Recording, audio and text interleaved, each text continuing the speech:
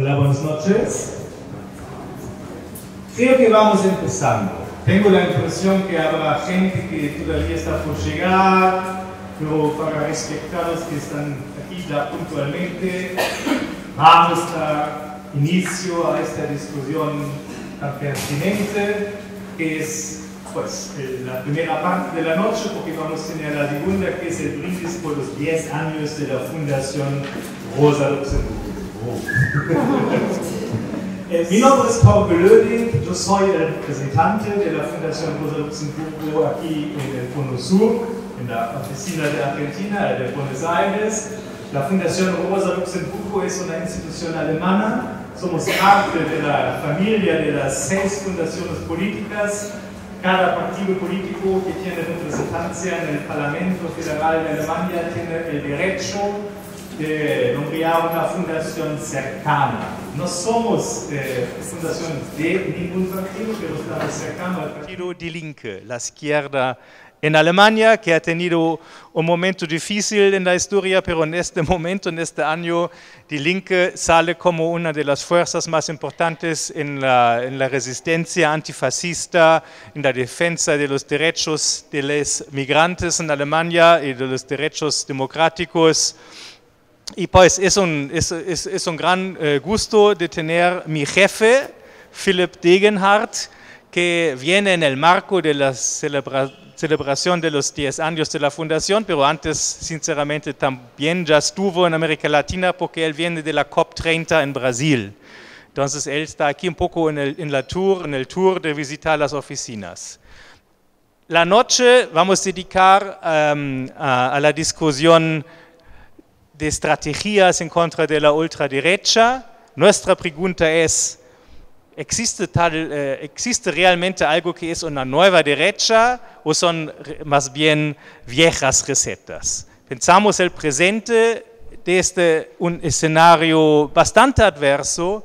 Yo vuelvo de Chile porque el trabajo en Chile es parte del trabajo de la fundación de esta oficina, ¿no? Atendemos proyectos en Argentina, en Uruguay y en Chile, y como saben, el resultado de las elecciones quedó debajo de las expectativas que tuvimos. La candidata de la Alianza de la Izquierda, de la centroizquierda, la compañera Janet Jara sí ganó, pero ganó con una diferencia muy pequeña, y así será como bastante difícil de evitar que se imponga la ultraderecha con su candidato Antonio Kast en la segunda vuelta en un mes. Pues todavía no se realizó esto, todavía tenemos algunas semanas de organizar resistencia y ojalá poder cambiar una situación en que la ultraderecha se instale también después de la instalación aquí en Argentina, después de tener pues sus éxitos en Ecuador, en Bolivia. Entonces sería malísimo tener Chile en este lado y tener ahí como pues un gobierno que niega todos los crímenes de la dictadura militar civil también en Chile. ¿Qué es exactamente el plan de Kast? Es un poco difícil para mí entender porque la destrucción del Estado benefactor social que esta nueva derecha está llevando a cabo y lo están atacando fuertemente aquí en Argentina, pues en Chile sinceramente no quedó mucho porque ya durante la dictadura de Pinochet lo cortaron casi todo. Pero sí, es una amenaza dura y es una amenaza que está vinculada con las ultraderechas en estos otros países, ¿no? Kast sale en la foto con Milei y tienen ahí su presencia, su contacto también con la ultraderecha alemana. La lucha en contra de esto es internacionalista y para discutirlo entonces les presento mi panel de hoy en la noche, que tenemos Philipp Degenhardt, el actual director del Centro para el Diálogo y la Cooperación Internacional de la Fundación Rosa Luxemburgo y director general adjunto de la organización. Philipp estudió investigación geográfica del desarrollo, Fue director de la oficina regional de la región del Mekong en Hanoi y participó en el departamento de Asia de la fundación. En el plano político es miembro de la Comisión Internacional del Partido Die Linke y participa activamente en el proceso programático del partido. También doy la bienvenida a Karen. Karen Tepp es concejala en la ciudad de Rosario, en la provincia de Santa Fe, y diputada nacional ya electa por Fuerza Patria, su partido es Ciudad Futura, promoviendo una agenda de vivienda, cuidados y justicia urbana. Ella es cofundadora de Ciudad Futura, el partido referente del municipalismo feminista y de las políticas de hábitat, con una trayectoria que nace en la organización comunitaria de Nuevo Alberdi. Bienvenida. Lucy Caballero es militante del movimiento Ni Una Menos, desde donde impulsa la lucha contra la deuda, tanto del Estado como las familias.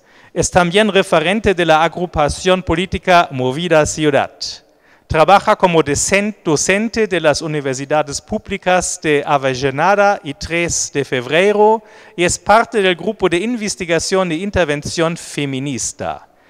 Lucy es doctora en Ciencias Sociales por la Universidad de Buenos Aires, publicó junto a Verónica Gago una lectura feminista de la deuda, Quién le debe a quién y la casa como laboratorio, siempre por la editorial Tinta Limón. Y Claudio Katz ha publicado en medios de Argentina, Brasil, México y Europa. Claudio es profesor en la Facultad de Filosofía y Letras y en la Facultad de Ciencias Sociales de la Universidad de Buenos Aires. Es autor de textos sobre el capitalismo contemporáneo y la crisis económica global. Participa en foros contra el libre comercio, el endeudamiento externo y la militarización. Claudio recibió menciones del Premio Libertador al Pensamiento Crítico por sus libros El porvenir del socialismo y las disyuntivas de la izquierda en América Latina. Entonces, Claudio, empezamos con vos como especialista de América Latina, latinoamericanólogo. ¿Nos puedes dar?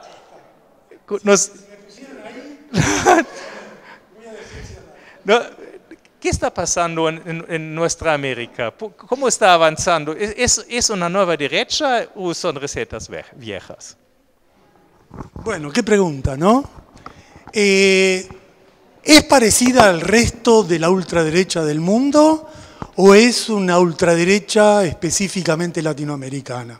Esta sería la gran pregunta. Bueno, yo creo que tiene muchas cosas parecidas a la oleada ultraderechista mundial. Todos sabemos que ese es el gran dato de este momento. Toda la ultraderecha está canalizando el descontento con una crisis económica, con el hastío con el sistema político, con la degradación social.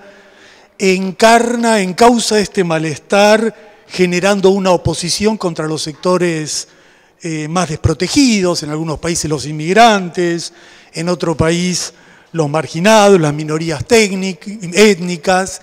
En todos lados tiene líderes bastante parecidos que adoptan esa actitud disruptiva, de rebeldes. En todos lados promueven el autoritarismo reaccionario, quieren criminalizar las protestas populares, someter a los opositores. En todos lados buscan la militarización.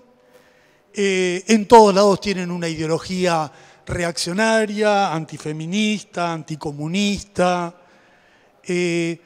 Tienen personajes exóticos, grotescos, pero que son sostenidos y apoyados por las clases dominantes en las gestiones del Estado. Y en todos lados llegan al gobierno porque antes hubo alguna decepción con algún tipo de proceso gobierno socialdemócrata, progresista, de centroizquierda, y en procesos siempre muy acelerados, muy vertiginosos, por la crisis económica capitalista mundial, por la desigualdad social general. Esto pasa en Europa, en Estados Unidos, en el resto del mundo y en América Latina. Hasta aquí, todos parecidos. Yo diría que en América Latina hay 2 o 3 características específicas.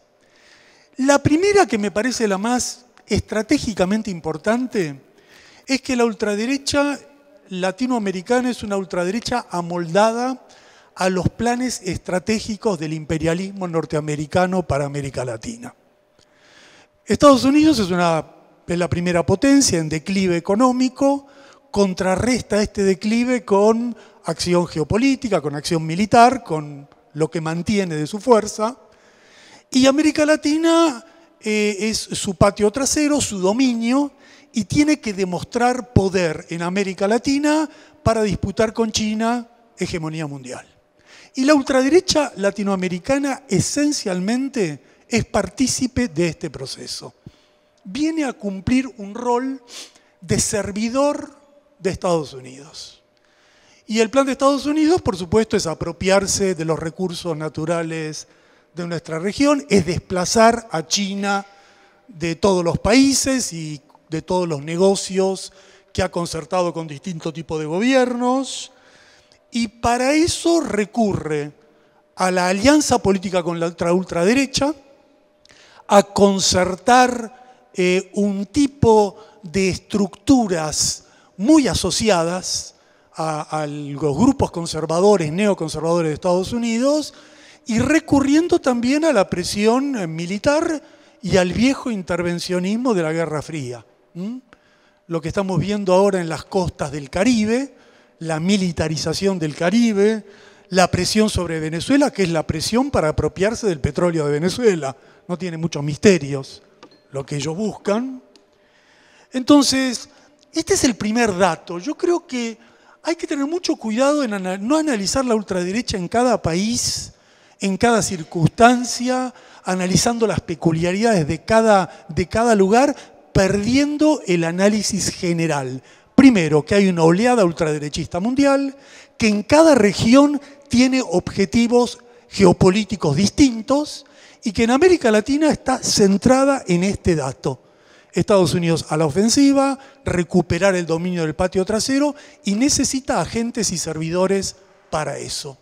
Por eso todos los personajes, Milei, Bolsonaro, Kast, Bukele, son todos hombres vinculados al lobby de Miami, son todos hombres de Marco Rubio, son todos hombres del sector más virulento del establishment norteamericano y que fomenta presiones muy serias para garantizar los negocios de Estados Unidos en la región. Hay una asociación muy fuerte de grupos transnacionalizados latinoamericanos con sectores del establishment estadounidenses. Esto está centrado en Miami y ahí está el epicentro de la ultraderecha latinoamericana. Por esta razón, porque esto es lo dominante, yo creo que otra característica central de toda la ultraderecha latinoamericana es la ausencia de un proyecto económico propio. Esto es muy distinto. Trump tiene un proyecto económico. Le Pen, Meloni tienen proyectos económicos. El único proyecto de la ultraderecha latinoamericana es servir y asociarse con Estados Unidos. Y esto distingue mucho a la ultraderecha actual de la vieja ultraderecha nacionalista y desarrollista.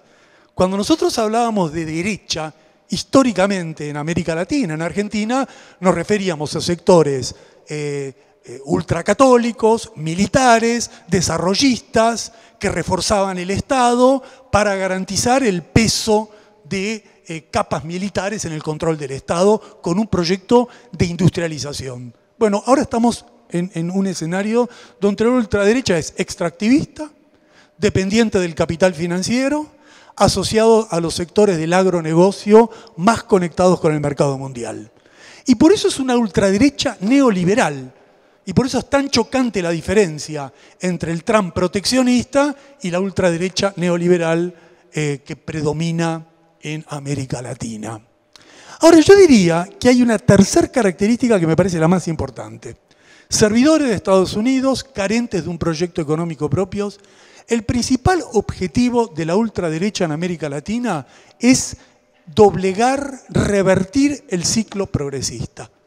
Y esencialmente derrotar al movimiento popular. Porque la singularidad de América Latina es que ha tenido rebeliones populares muy importantes en dos ciclos. El ciclo de principios del siglo XXI, Argentina, Venezuela, Perú, las primeras grandes rebeliones, y una segunda oleada después de la pandemia. Dos momentos importantes de lucha popular.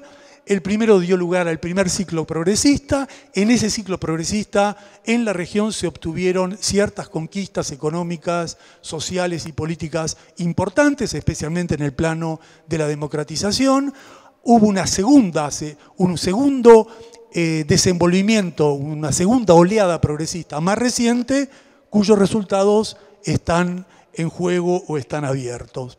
Bueno, Bolsonaro, Noboa, Geri, Milei, Peña, vienen para demoler ese ciclo, revertir, anular todos los logros democráticos, colocar al movimiento popular a la defensiva, criminalizar las protestas sociales, revertir, modificar la relación social de fuerzas que se generó en América Latina en las últimas décadas. Y en mi opinión, el resultado de este proceso está abierto. ¿Por qué está abierto? Bueno, vamos al balance del 2025, ¿no? Ya estamos a fin de año. ¿En qué momento estamos de esta descripción que acabo de hacer? Yo creo que al concluir el 2025, en América Latina tenemos un escenario muy contradictorio, con datos muy negativos y con datos positivos. Los datos negativos están a la vista. El primero, por supuesto, nos toca a nosotros. El primer dato negativo, no cabe duda, es Argentina, donde Milei ganó las elecciones en un escenario de chantaje de Trump. O votan a Milei o el país se desploma, y la mayoría, un gran sector de la población optó por un voto resignado, por un voto conservador. ¿Es esto o volver a la catástrofe económica? Nos quedamos con esto. Pero hay que tener en cuenta que un voto de esas características en un gobierno que estaba al borde del colapso 3 semanas antes es un voto y un escenario muy frágil. Es un voto resignado, no un voto entusiasta. Es te voto para que esto no se derrumbe, no te voto porque estoy de acuerdo con lo que estás haciendo. Con un gobierno muy inestable, sin base propia, rodeado de lúmpenes, delincuentes, marginales, en una crisis económica que después, si quieren, lo analizamos, es muy distinta en Argentina que en el resto de América Latina. Ningún otro país tiene este tipo de crisis económica. Y veremos. En Argentina las cosas pasan a una velocidad desconocida. Veremos, ellos están ahora en ganadores, veremos cuánto les dura o si el escenario se modifica. Segundo dato negativo al terminar el 2025, Bolivia. En Bolivia vuelve la derecha después de 20 años del MAS. Es una derrota muy importante que, en mi opinión, no obedece a razones económicas, tampoco al agotamiento de un ciclo político, obedece esencialmente a la ceguera de una dirección política que no logró conservar la unidad cuando era evidente que era indispensable la unidad para evitar el ascenso de la derecha. Esa miopía política condujo al triunfo de la derecha cuando el MAS podría haber encontrado un camino para continuar en el gobierno.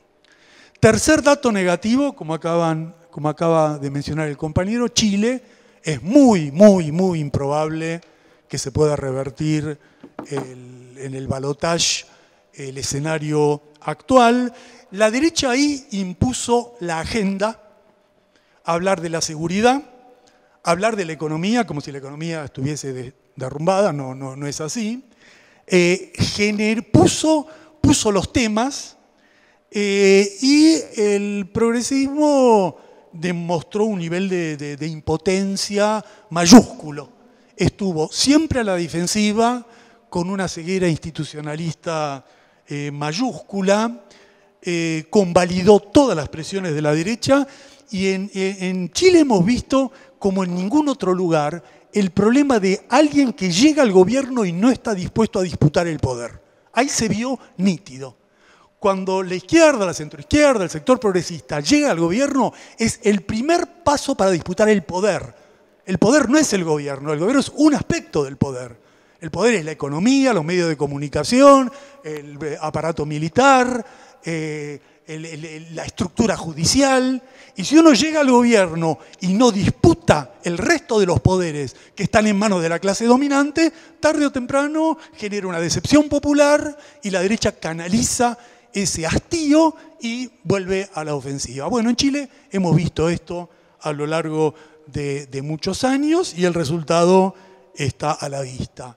En Perú hay una estabilización un poco más compleja de la derecha. Bueno, ¿tengo algo positivo para enunciar? Sí. Yo voy contracorriente, lo lamento mucho a quienes piensan que todo es negro, no pienso eso. Vamos a tomar 4 casos. Primer caso, Brasil. ¿Y por qué importa Brasil? Porque Brasil es más importante que todo lo demás juntos. O sea, la economía, la política, la geopolítica es Brasil. No es comparable a todo el resto. No es que cada país latinoamericano se cuenta uno por uno. Bueno, y nada menos que en Brasil, Lula está por su 4º mandato. Todas las encuestas dicen que se presenta y gana. Y si se presenta y gana, es porque hay logros económicos, hay logros sociales, hay un respiro. Lula se ha puesto firme frente a Trump y se demuestra que si uno se pone firme frente a Trump, hay para negociar con Trump. Y sobre todo en Brasil está el principal dato para todos. Bolsonaro está preso. Este es el dato. Hizo un golpe de Estado y está preso. Bueno, ¿quiere decir que la ultraderecha puede el hombre que la comanda terminar preso? Sí. Y eso tiene un impacto político que va obviamente más allá de Brasil. No solo está preso, sino que hubo las manifestaciones más importantes de los últimos tiempos fueron para sostener la prisión de Bolsonaro. Esas marchas tan brasileñas, convocadas por los 3 cantantes más importantes de Brasil que reúnen multitudes en las playas. Bueno, al estilo brasileño, un acompañamiento importante, y la derecha va a jugar fuerte, como se demostró en Río. El gobernador bolsonarista, muy conectado con las milicias, muy conectado con el narcotráfico, hicieron una pulseada de fuerza. Bueno, está abierto, pero está abierto con ellos atacando porque nosotros estamos manejando los resortes del gobierno y del poder. Así que Brasil, primera noticia. Segunda noticia, México. ¿Y por qué importa México? Porque entre México y Brasil ya está el grueso de América Latina. Son las 2 economías más importantes de la región y con más gravitación. Bueno, y en México, no solo después de López Obrador ha continuado la gestión, sino que se ha producido ese triunfo de la reforma judicial. O sea, ahí hay un dato de cómo se disputa el poder. Llegaron al gobierno, ¿con quién hay que disputar? Con el Poder Judicial. Elección democrática de los jueces, bueno, modificación de la legislación y un dato importante, un éxito importante que ha colocado a la derecha mexicana muy a la defensiva. Tercer dato, opinión mía, sé que muchos no la comparten, Venezuela. En Venezuela hay un éxito importante por una cosa. No han logrado hacer el golpe de Estado que ellos quieren. La derecha no volvió a Venezuela y ha probado todas las conspiraciones, todos los complots inimaginables y no lo han logrado. A tal punto no lo han logrado que hay un operativo mundial trampista de darle el Premio Nobel de la Paz a una mujer que es la antítesis de la paz, que saluda el genocidio en Gaza, que pide la intervención de las tropas norteamericanas en Venezuela. A ella le dieron un premio de Nobel de la Paz para intentar recomponer una derecha venezolana que está debilitada, que está en retroceso. Y ese es un dato importante, como también es un dato importante que hay un portaaviones en el Mar del Caribe, hay un despliegue de tropas en el Mar del Caribe, hay un absurdo de luchar contra el narcotráfico cuando no hay un solo dato de asociación del gobierno venezolano con el narcotráfico, y Trump, al mejor estilo de Netanyahu, dispara a pescadores y los mata y termino. No, 2 minutos más, 3 minutos más. Y el dato interesante entonces es que Venezuela continúa en pie. Bueno, cuarto dato, y ahora voy rápido, y es el último, Ecuador. Ecuador fue una gran sorpresa, una grata sorpresa, porque gobernaba la derecha, fueron a un plebiscito, y en el plebiscito perdieron, la derecha perdió, que se militarice, que haya bases militares, y perdieron también la reforma constitucional. Es decir, impidieron un modelo Bukele, impidieron un modelo Milei instalar bases militares. ¿Y por qué en Ecuador se ganó? En Ecuador se ganó por la CONAIE. En Ecuador se ganó porque hay movilización popular. Y como la lucha popular sigue, eso tiene un reflejo electoral. Por lo tanto, conclusión, para terminar, conclusión, el escenario es muy variable. Hay datos en los dos sentidos. La resistencia popular y la lucha popular será lo determinante. Y si tengo un minuto, solo un minuto más, voy a decir en un minuto dos datos que tenemos que tener en cuenta nosotros de otros lugares, que también son positivos, y por eso lo voy a decir. Primer dato positivo: lo que ha ocurrido en Nueva York con Mad Money es una enseñanza para todos nosotros, y aquí, especialmente para quien tengo aquí al lado mío. Es un gran dato para todos nosotros. Se puede hacer desde el campo municipal un impacto político poniéndonos las banderas de lo que somos, sin ocultarnos. Él dijo: soy socialista, estoy con los inmigrantes, estoy por Palestina, y logró ganar Nueva York. Así que, buen ejemplo, hacia allí vamos aquí. Y el último dato, y este sí, para todos, yo creo que la movilización mundial por Gaza, mundial, de todos lados, habla de una nueva juventud, de una nueva generación que es muy sensible a lo que está ocurriendo y que nos da ánimo para seguir para adelante. Así que esta es mi opinión. Gracias, Claudio. Súper. Qué bueno que terminas con la esperanza. Vamos a ver el escenario en Europa. Entonces, Philip, ¿cómo está la situación? La categoría que define Claudio de la extrema derecha aplica también en Europa. ¿Es die Ultrarechte in Europa vergleichbar mit der hier in Amerika Latina? Ja, vielen lieben Dank erstmal. Gracias, muchas gracias, y disculpen que ahora todos y todas tengan que ponerse los auriculares. Lamentablemente todavía no hablo tan bien español. Voy a hablar un poco más despacio. La pregunta sobre si es comparable, respondo claramente que sí, y por supuesto también que no. Entonces, ¿qué es diferente y qué es igual? Voy a intentar acercarles y explicarles la situación en Europa. Sobre la ultraderecha global, los avances, Trump, Milei, la AfD y otros fascistas ya fueron explicados por nuestro compañero. En Europa, el año pasado tuvimos las elecciones al Parlamento Europeo. Y si observamos esto, la derecha logró aumentar sus resultados del 16 al 26%. Lo bueno es que están divididos. Hay 4 fracciones de derecha en el Parlamento Europeo, pero aumentaron sus resultados en un 60%. Si miramos la bancada de izquierda, que es mucho más pequeña, aumentamos un 10%, pero solo a un total de 8-9%, de 60 a 65 escaños. Es decir, en los últimos años han crecido cada vez más las fuerzas nacionalistas y populistas de derecha en Europa, y son un gran problema para la política exterior. Hago solo un pequeño excurso para aclarar. Ya no hay un fuerte enfoque en Estados Unidos, sino en Rusia. Incluso vemos una fuerte financiarización proveniente de Rusia. Los racistas franceses y el partido alemán reciben un fuerte apoyo de Rusia, porque comparten el mismo objetivo, que es que no exista una Europa unida. Rusia no quiere una Europa unida para evitar un socio fuerte en negociaciones. Y está claro por qué las fuerzas nacionalistas no quieren una Europa unida. También en Alemania tuvimos elecciones este año en marzo, donde el partido fascista llegó casi al 21% y lamentablemente ahora está en 26% en las encuestas. Actualmente es la fuerza más fuerte en muchas encuestas, incluso por delante del Partido Conservador. Y vemos procesos similares en Austria y en Italia. Pero también hay cosas positivas. Por ejemplo, si miramos a Irlanda, una candidata de izquierda ganó las elecciones. Y en los países nórdicos, la izquierda vuelve a crecer y a alcanzar a la derecha. Así que también hay cosas positivas. Frente a las derechas en Europa, nuestra tarea es clara: mostrar qué políticas hacen y qué efectos concretos tienen. No existe ningún partido de derecha en Europa que haga políticas para sus votantes. Y eso es realmente esquizofrénico.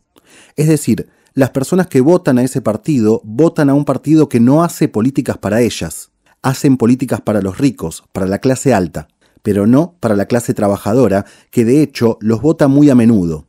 Y otro comentario: también fuera del Parlamento vemos que el peligro crece. Por estas fuertes derechas cada vez vemos más extremismo de derecha en las calles. La violencia de extrema derecha aumenta de manera masiva, más del 50% año a año en Alemania, llegando ahora a 38.000 casos. Son casi 100 casos por día, y esos son solo los números oficiales. No sé cómo es en su país, pero la policía alemana suele mirar hacia otro lado y un acto violento, que en realidad es un acto de violencia de extrema derecha, no se registra como tal.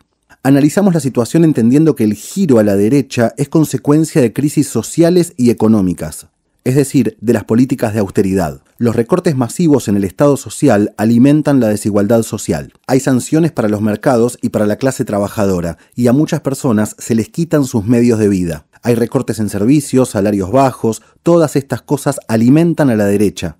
La gente se siente abandonada. Están precarizadas y la falta de movilidad social y la inseguridad financiera crecen. Y todo esto es terreno fértil para la derecha. Estas realidades de vida no fueron creadas solo por la derecha, sino también por gobiernos conservadores y socialdemócratas. Son el caldo de cultivo del crecimiento de la derecha. Tenemos, por ejemplo, un estudio que muestra que la reducción del gasto público en un 1% conduce a que la derecha obtenga un 3% más de apoyo. Es decir, en todos los lugares donde el Estado recorta, luego vemos crecer a la derecha. Tenemos estudios similares sobre los precios de alquiler, donde los alquileres suben. Donde la gente debe gastar más en vivienda, aumenta el voto a la derecha. Tenemos muy buenos datos para comparar, y si analizamos la distribución de votantes, vemos que las personas con alta inseguridad social son quienes más votan a la extrema derecha y a la derecha. En resumen, las ideologías de derecha surgen de la precarización y del miedo al descenso social. Y el problema no es solo político, sino también sistémico. Es un problema del capitalismo. También vemos que entre los factores de riesgo, el ingreso bajo es el principal factor asociado a la soledad.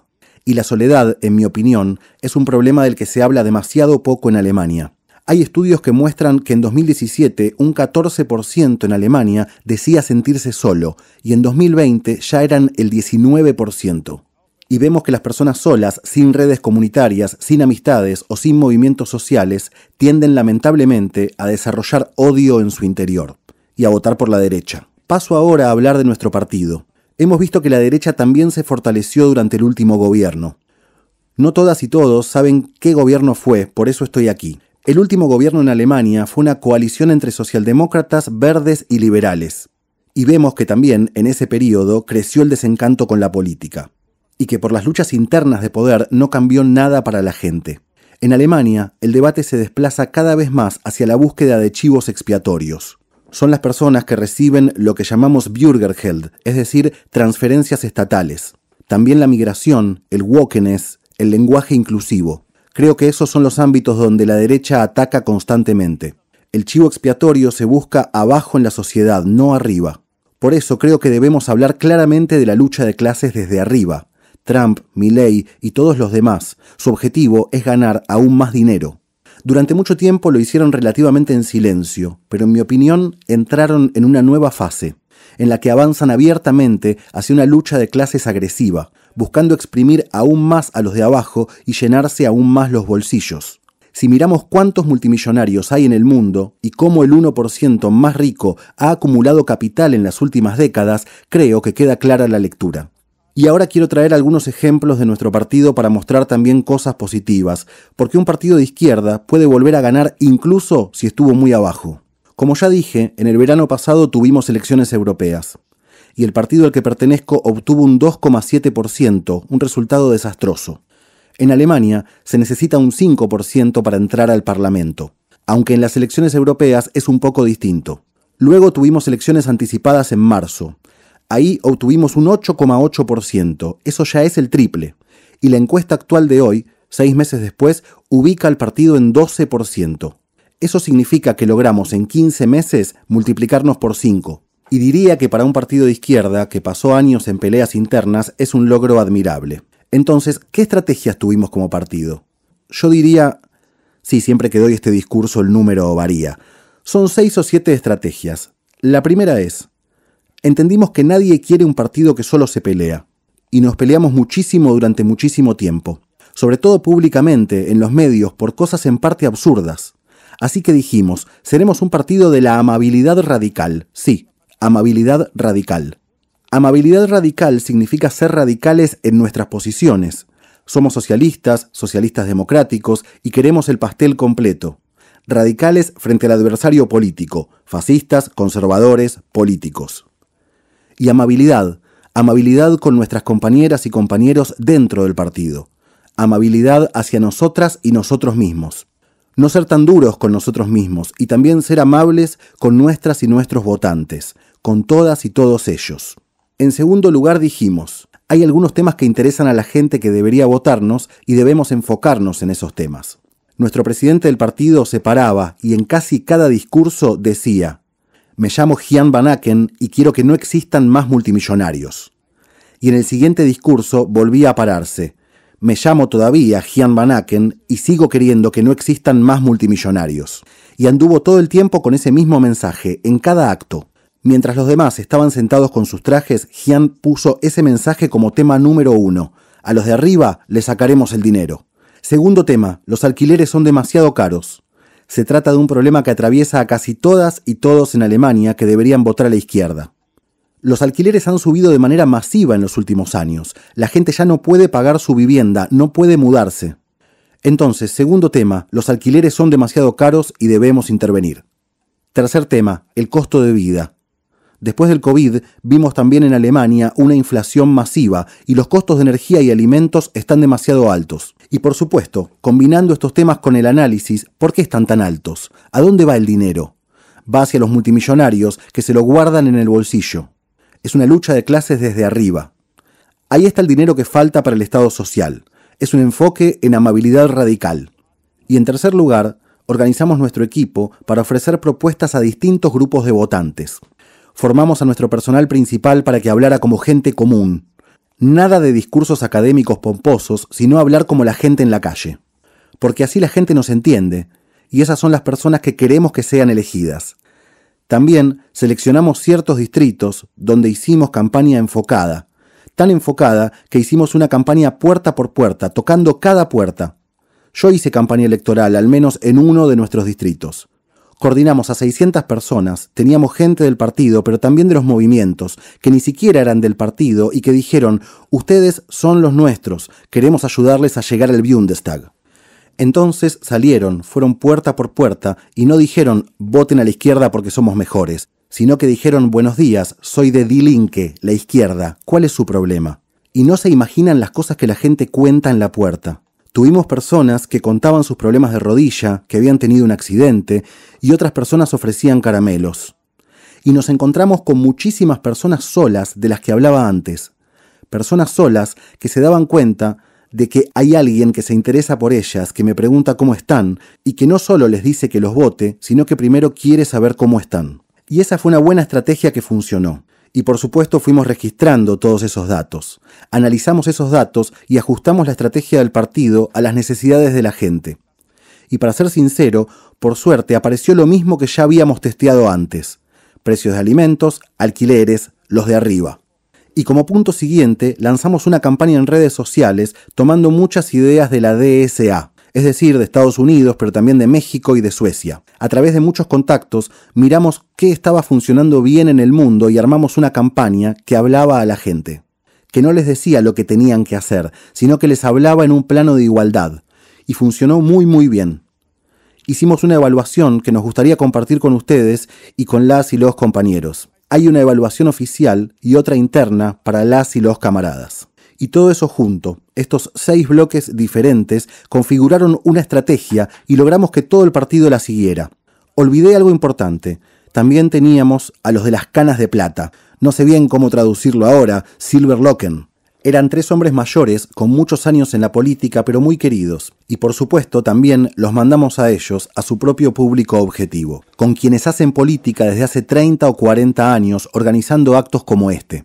Vimos que las y los camaradas mayores prefieren hablar con gente mayor, y que las y los jóvenes están en TikTok y no vienen a los eventos. Así que adaptamos algo específico para cada público objetivo, una estrategia común y ningún gran conflicto interno. La lucha contra la derecha es una lucha contra la desigualdad social.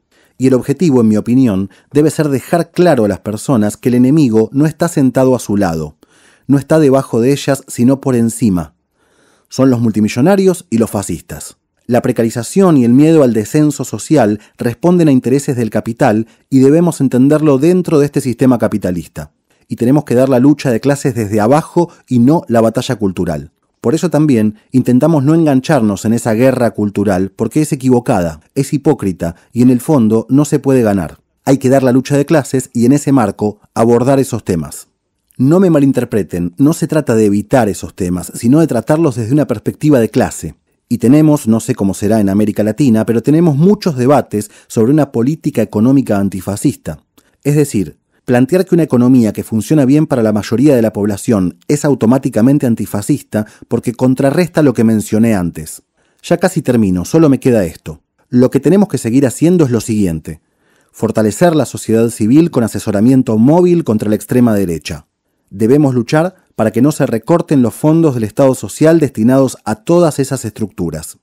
También tenemos que tener una cultura democrática de la memoria. Creo que especialmente nosotras y nosotros como alemanes, con nuestra historia, tenemos claro que debemos transmitir y educar a la gente joven, porque en muchos casos ya ni siquiera conocieron a víctimas del régimen nazi.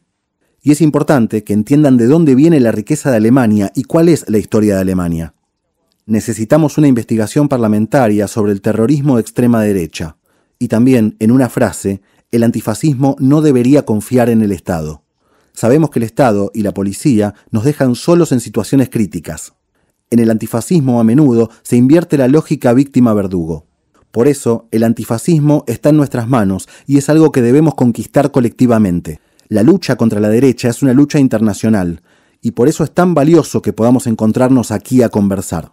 Tenemos que aprender unas y unos de otros, aprender mutuamente, intercambiar experiencias. En mi opinión, la Fundación es un buen lugar para eso. Intentamos crear espacios de discusión como este en distintas partes del mundo. Pusimos en marcha una serie de conferencias, las llamamos Good Night Far Right, donde nos reunimos con partidos europeos y latinoamericanos, para debatir estrategias e intentar llevar luego esas estrategias de vuelta a esos países. Y ahora voy a mi último bloque. Miro hacia adelante con optimismo y confianza. Quien habló antes que yo ya mencionó muchos puntos. En noviembre de 2024 tuvimos a 1,5 millones de personas en las calles contra los fascistas, porque se habían reunido en secreto para tramar cómo expulsar a personas con pasaporte alemán que según ellos no tienen aspecto alemán. Pero creo que hace falta más que manifestaciones. Hacen falta proyectos concretos que integren a las personas. Hacen falta proyectos complejos que saquen a la gente de su soledad. Proyectos que muestren a las personas que no están solas y que se puede avanzar. Y por eso hoy estamos aquí. Les agradezco a todos y todas por escucharme y agradezco especialmente a mi intérprete, sin la cual no habría podido compartir todo esto con ustedes. Muchísimas gracias.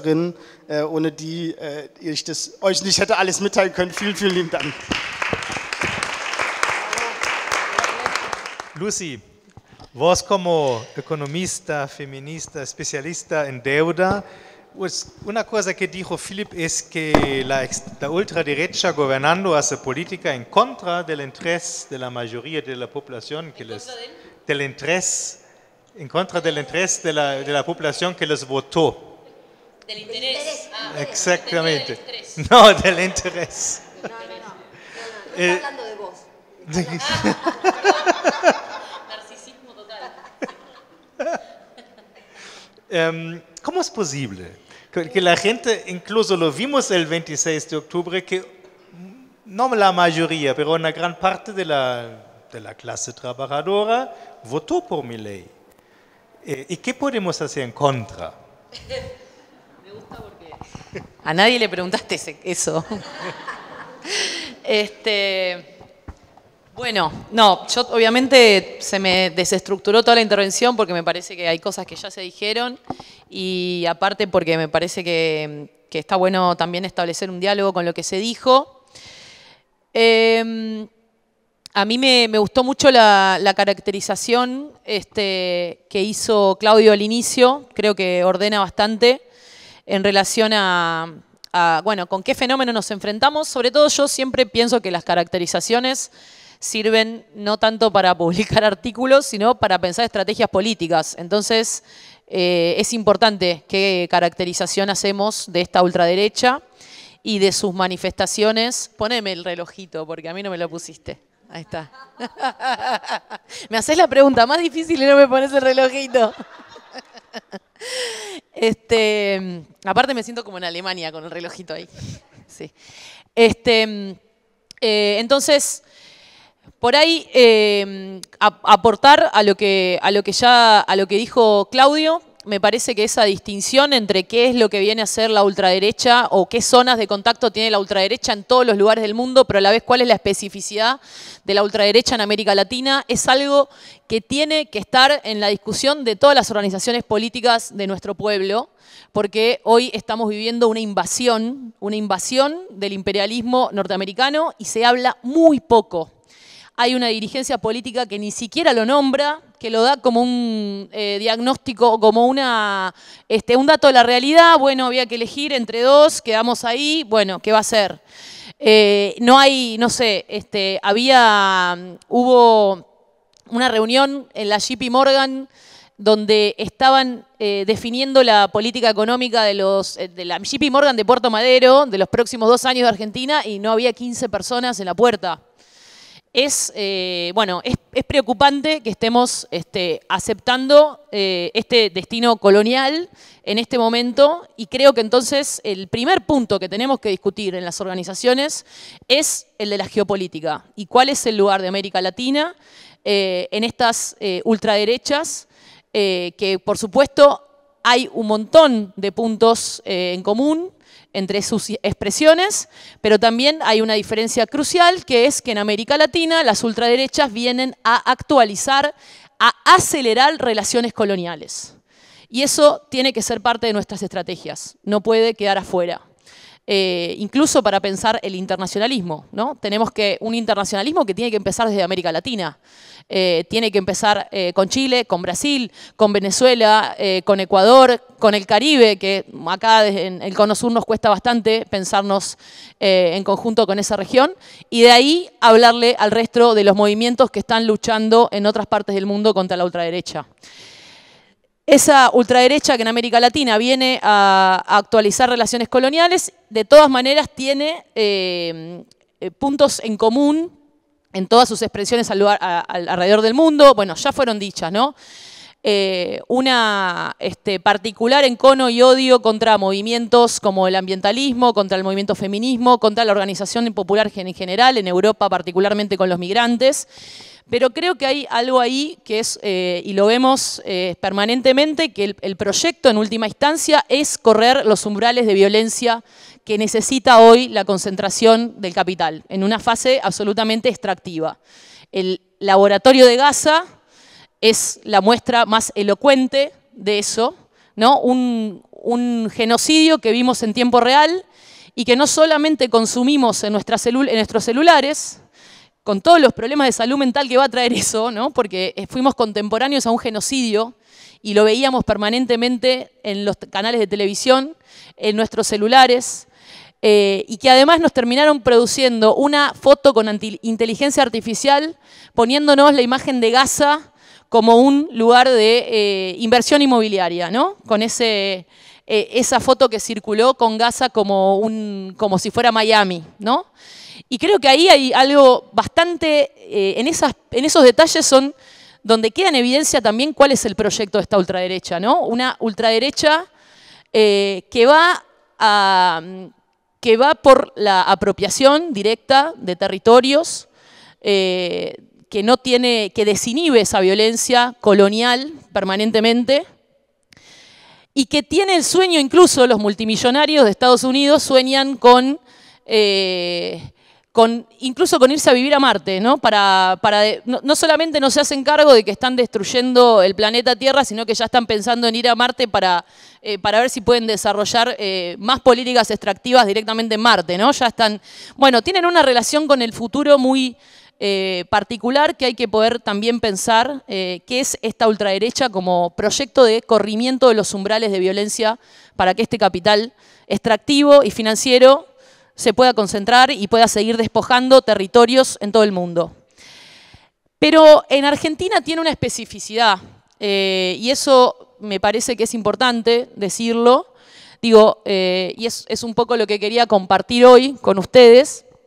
Creo que después de 2 años de gobierno de Milei, hemos estado como oscilando entre diagnósticos, bueno, más o menos intelectuales, pero me parece que cuando los situamos en la estrategia, hay una lectura que hay que hacer simultáneamente y que nos evita la cuestión autocelebratoria o el derrotismo, ¿no? Como decía Claudio, que es poder discernir entre lo que tiene este gobierno de contraofensiva contra determinados movimientos sociales, contra determinadas luchas y conquistas históricas de nuestro pueblo, y lo que tiene como proyecto que ha tenido cierta efectividad para leer mutaciones en el mundo del trabajo, en las subjetividades políticas, en las prácticas cotidianas de la gente. Como militantes, dirigentes de campo nacional, popular, o como lo querramos llamar, o de la izquierda nacional, necesitamos hacer esa distinción. Milei tiene una característica de proyecto de contraofensiva, va por restablecer jerarquías de género, raciales, por acabar con los sindicatos, con los movimientos sociales. La primera medida que toma Milei es atacar a los comedores populares en Argentina, comedores donde sabemos que para muchas compañeras empieza la conversación política. Eso es un proyecto histórico muy claro. Tratar de impedir la conversación política entre compañeras. Miren qué clara la tenían, ¿no? Cómo tratan de ahí de destruir lazos y de impedir lo más maravilloso que tiene nuestros países en América Latina, que son todas esas estrategias que nos damos para reproducir la vida, aún en contexto de extrema precariedad. Entonces, cuando vamos a ver qué es lo que tienen también de efectividad estos proyectos, nos encontramos, y quiero particularmente detenerme acá porque me parece que también sirve para pensar, hay muchas maneras de leer las elecciones.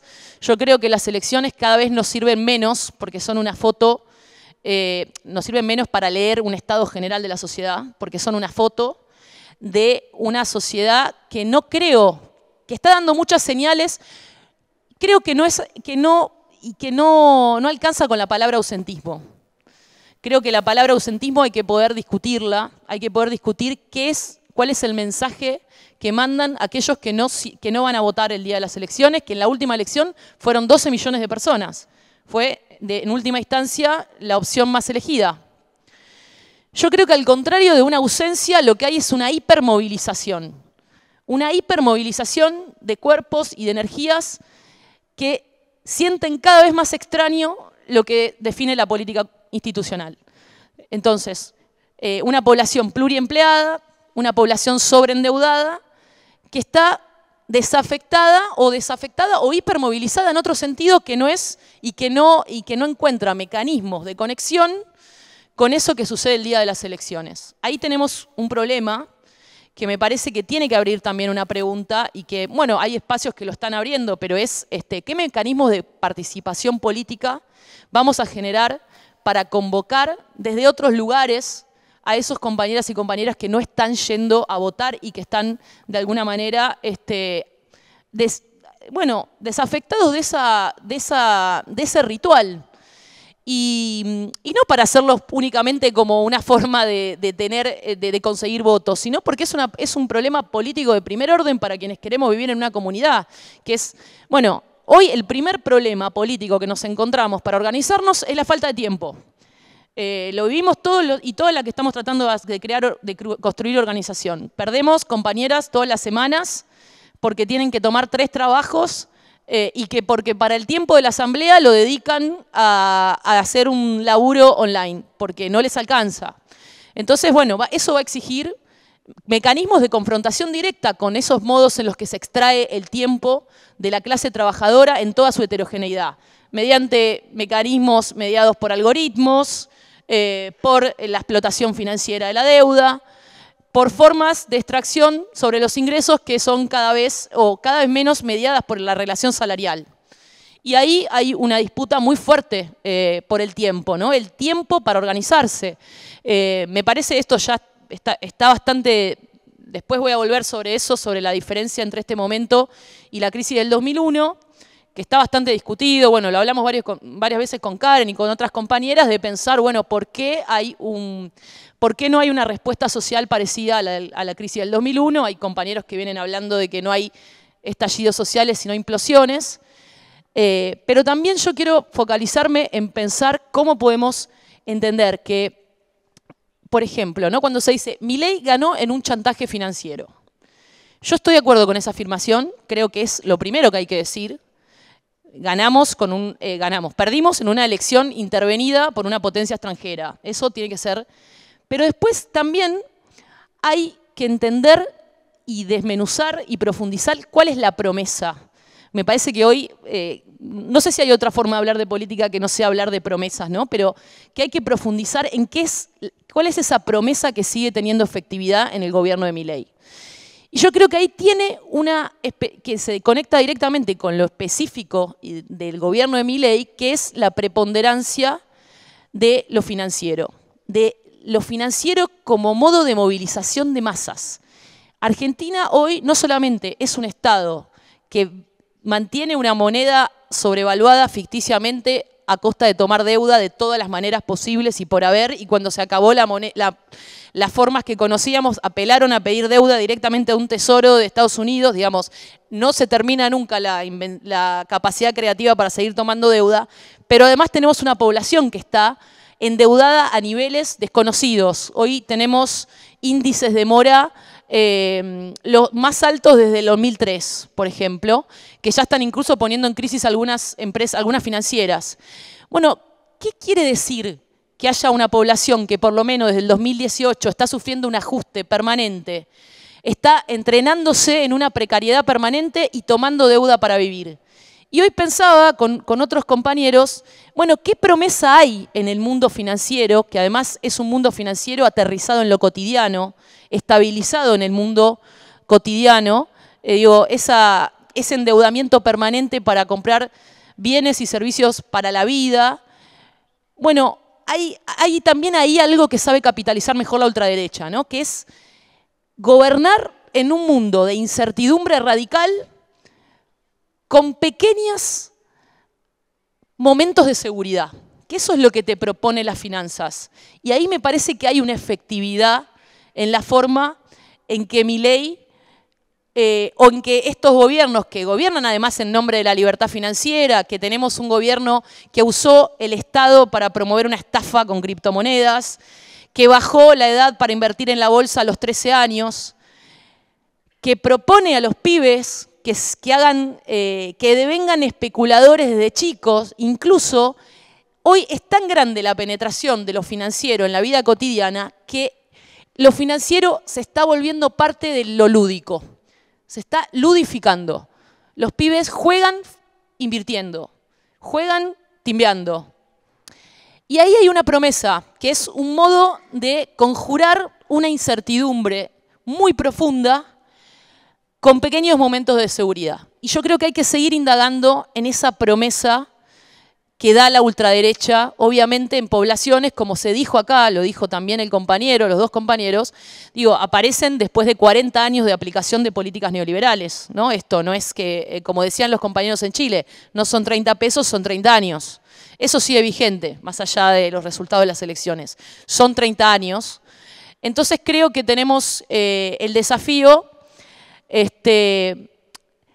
de abandonar algunas afirmaciones o certezas quizás lineales que tenemos en nuestras prácticas políticas y entender y poder profundizar qué mutaciones en las subjetividades políticas sucedieron en estos 40 años de neoliberalismo, pero que además creo que en el caso de Argentina hay una promesa que hace un deseo de estabilidad, por supuesto, pero que hay que darle vueltas para entender por qué hoy el mundo financiero y la ultraderecha capitaliza esa contradicción permanente entre incertidumbre y seguridad que da el mundo financiero. Esa era mi propuesta para el día de hoy, es lo que se me ocurrió que puede ser un aporte.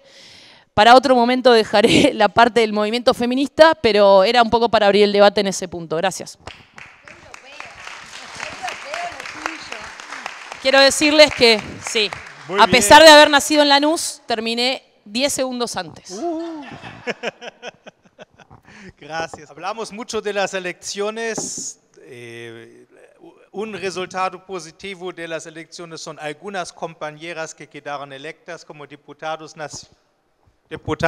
nacionales. Fernanda Miño está aquí entre nosotros, es una de las grandes que va a entrar en el Parlamento. El otro éxito es Karen.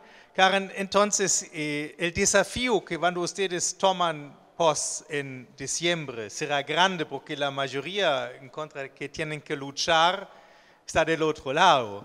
¿Cuáles son estrategias que van a funcionar en contra de la ultraderecha? Muchas gracias. Buenas tardes a todos, a todas, a todes. Primero voy a celebrar el optimismo, que no se te notó tanto, no fuiste la mejor expresión, pero el optimismo de los compañeros me parece importante porque coincido con Claudio que parte del proyecto de las ultraderechas en este momento y en particular de Milei es la desmovilización del movimiento popular y para eso también la subjetividad y el ánimo militante. Digamos. Y nosotros yo creo que después de venir, de encabezar una lista del Fuerza Patria, en Santa Fe y demás, nosotros hicimos una campaña muy militante, muy territorial, de asamblea, digamos, de construcción de asambleas abiertas, en el cual, digamos, la mayor frustración, si se quiere, por no haber ganado las elecciones en la provincia era por la ilusión y el ánimo que se había despertado en la militancia y que hay que decirlo, venía muy cascoteada. Digamos, nuestro campo, digamos, todo eso que le está pasando a la sociedad, que puede ser, digamos, la apatía con el no ir a votar, también existe en nuestro propio campo. Aún, digamos, está el problema del tiempo, pero también está el problema de las ganas, digamos, de que muchas decepciones y muchas frustraciones también van pegando en el ámbito o en el campo de la voluntad militante. Y a mí me parece que, sinceramente, hoy el escenario está totalmente abierto. En Argentina, en América Latina y en el mundo, yo creo que el escenario de disputa está abierto. Nosotros, desde Ciudad Futura particularmente, desde que ganó Milei en el 2023, batallamos bastante la idea de que la sociedad argentina se había derechizado. ¿Hay una ola de ultraderecha en el mundo que también está en Argentina? Sí. ¿La sociedad argentina se fue a dormir creyendo en la justicia social, en la solidaridad, en la empatía, en la comunidad y se levantó de la escuela austríaca anarcocapitalista? No. No. Y lo digo esto porque coincido con Lucy que si no tenemos buenos diagnósticos, las estrategias van a ser fallidas. Y creo que, digamos, en todo caso lo que fue habiendo en Argentina desde hace algún tiempo es más una, no sé si derechización, pero sí una cosa más conservadora, más de la dirigencia política que de la propia sociedad. Y tomando los 3 ejemplos negativos que decía Claudio, yo creo que Argentina hoy es el resultado de haber sido Chile hoy, digamos, viene de una experiencia muy similar a la de Chile actualmente, digamos, generar expectativa, ganar y decepcionar muy bruscamente a la sociedad y corre el riesgo de convertirse en Bolivia. Digamos, hoy estamos en una discusión en que, digamos, si no hacemos buenos diagnósticos, si no hacemos bien las cosas, la próxima parada puede terminar siendo Bolivia. Yo soy, digamos, de las que combate los análisis pesimistas de esta elección. O sea, ganaron las elecciones, es así, digamos.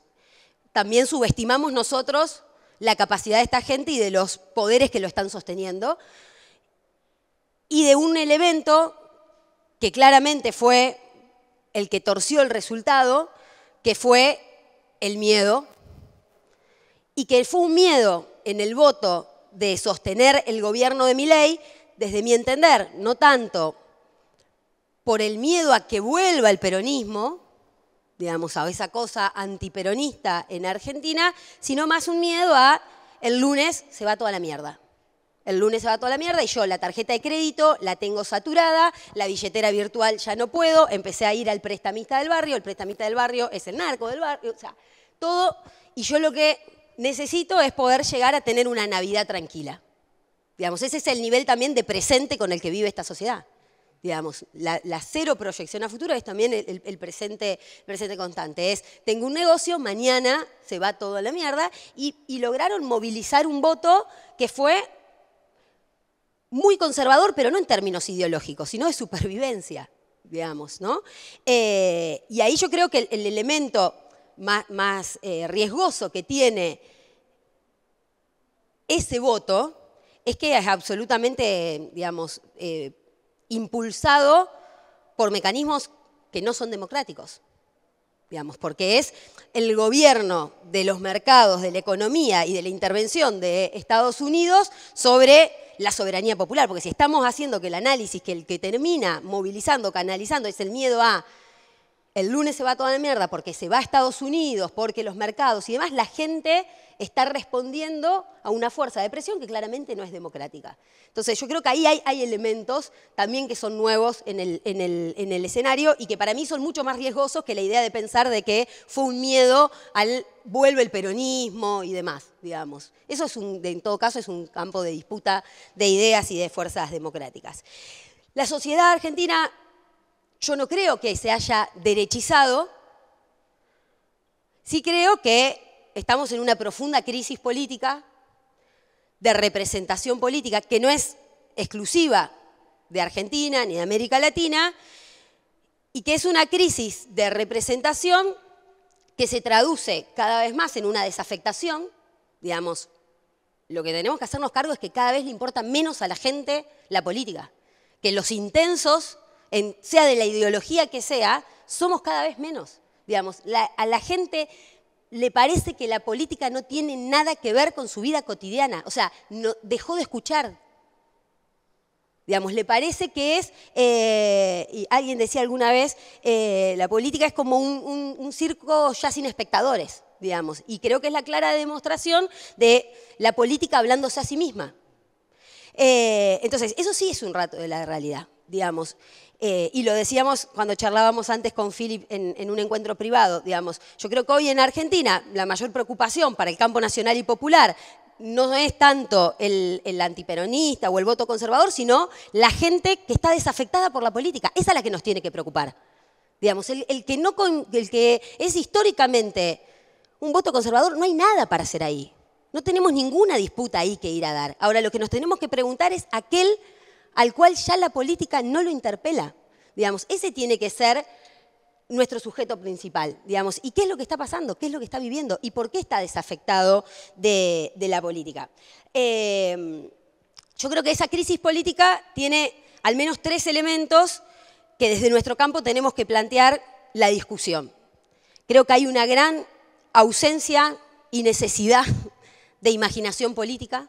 Digamos, que nuestro campo político tiene que poder pensar fuera de la caja, digamos, animarnos a pensar nuevas respuestas, nuevas soluciones a viejos problemas, digamos, que hay que poder innovar en las formas de pensar la resolución de nuestros problemas de la vida cotidiana, que ahí hay algo que también se vuelve conservador y que se vio mucho en Argentina en los últimos años y sobre todo en el balotaje contra Milei, que era que nos encontrábamos de este lado defendiendo conceptos y valores abstractos, la democracia, la salud pública, la educación pública, en un país donde cada vez más el ascenso social o la identidad de clase media, que históricamente fue muy fuerte, tiene que ver más con qué ámbitos de la vida vos podés privatizar, o sea, sos de clase media en la medida que puedas privatizar más aspectos de tu vida. El colegio, la prepaga, la seguridad privada, el barrio privado. Entonces, ahí tenemos un tema. ¿Y cuánto han los gobiernos nacionales y populares, progresistas o de lo que sea, de la primera y la segunda ola, apostado o pensado respuestas o soluciones a esto que no termine siendo también generar una distribución de ingreso para que vos puedas acceder a privatizar más aspectos de tu vida? Entonces yo creo que ahí, en realidad lo que estamos es no tanto en un problema de que la sociedad se derechizó, pero sí que es profundamente neoliberal. Profundamente neoliberal. Y que más allá que hemos tenido gobiernos de distintos sesgos en América Latina, hay una identidad mucho más fuerte que nos atraviesa a todos, incluso a los militantes populares, que es que estamos permeados con una subjetividad que es individualista. Digamos, estos 40 años de los que hablaba Lucy tienen sus consecuencias. Y creo que ahí también, en términos de modelos, hubo límites acerca de pensar cómo, lo que decía Pepe Mujica, generamos horizontes o escenarios de felicidad que no estén atados a la capacidad de consumo de la sociedad. O sea, cuando vos lo único que le ofreces a una sociedad como modelo de felicidad o de éxito es tu capacidad de consumo, bueno, las frustraciones van a ser enormes, porque en este sistema, digamos, el estándar que te plantean de éxito y las herramientas que te da el sistema para alcanzarlo son cada vez más distantes. Por lo cual, la brecha que se genera ahí es enorme. Si nos pasa a nosotros, imaginémonos lo que le pasa a los pibes y a las pibas.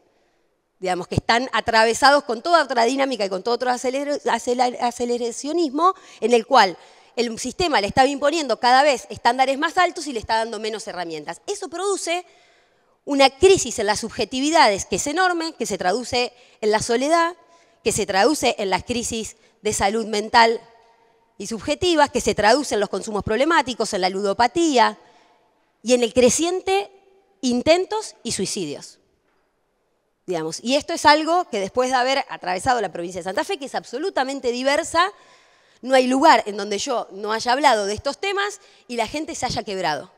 Digamos, y alguien no haya sentido que más allá del barrio donde vive, de la clase social a la que pertenezca y demás, esto es un quilombo, digamos, en el cual la política no habla, de que la gente no es feliz, de que la gente se siente sola y que la gente además va sintiendo que cada vez más todo esto que le pasa es su culpa. Y si es algo que está siendo exitoso las ultraderechas, es que o es nuestra culpa o lo segundo que decía Philip. Digamos, como vos ya no te pueden decir que tenés 2 laburos, tenés 3 laburos, no te estás esforzando lo suficiente, ¿cómo le vas a decir que tiene que dar más para poder alcanzar lo que le falta y sostener a sus familias? Entonces ya la culpa no es tuya, pero sí es del que está al lado o el que viene atrás. De los privilegiados que tienen algunos derechos y demás que son los que te sacan a vos. Entonces ahí opera en esto de mirar que el que tiene la culpa es el que está al lado o el que viene atrás de la fila. Entonces me parece que ahí, desde nuestro campo, necesitamos activar la imaginación política. El segundo elemento que tiene para mí la crisis de representación política tiene que ver más con que que tenemos instituciones que fueron diseñadas en el siglo XIX, siglo XX, y con esas instituciones queremos gobernar sociedades del siglo XXI. No es posible.